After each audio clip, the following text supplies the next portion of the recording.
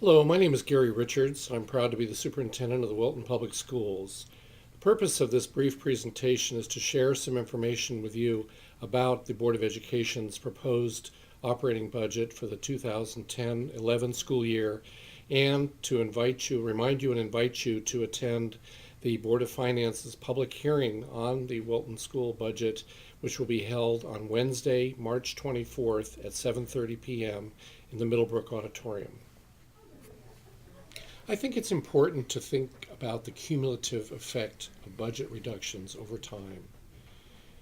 Many have said you've made budget reductions, but I don't see an immediate consequence. But it's important to note that we may not see, in some cases, an immediate consequence, but I think that over time there will be consequences that we will experience as a result of deeper budget cuts.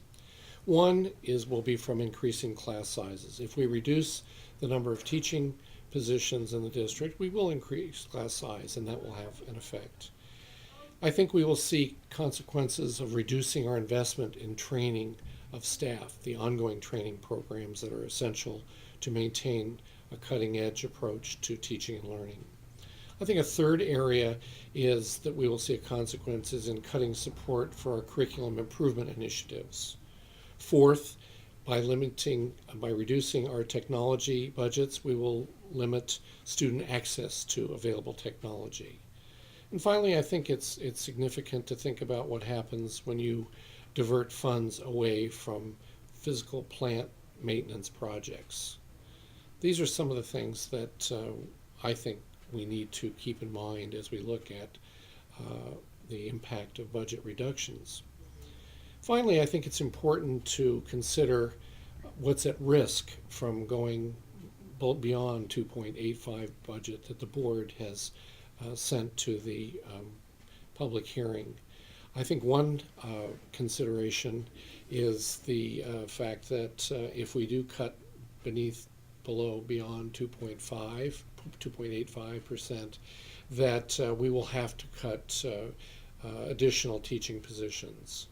Secondly, we will look at the possibility of cutting classroom support staff, some of the paraprofessional staff that we have in the buildings, as well as staff in vital areas such as the library, media center.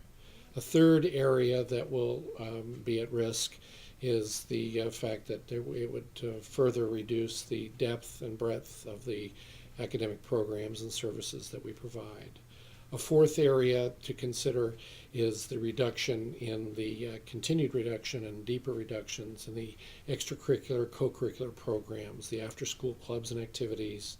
And finally, should we be forced to cut deeper than the 2.85%, we will look at potential impact that this could have on our athletic programs.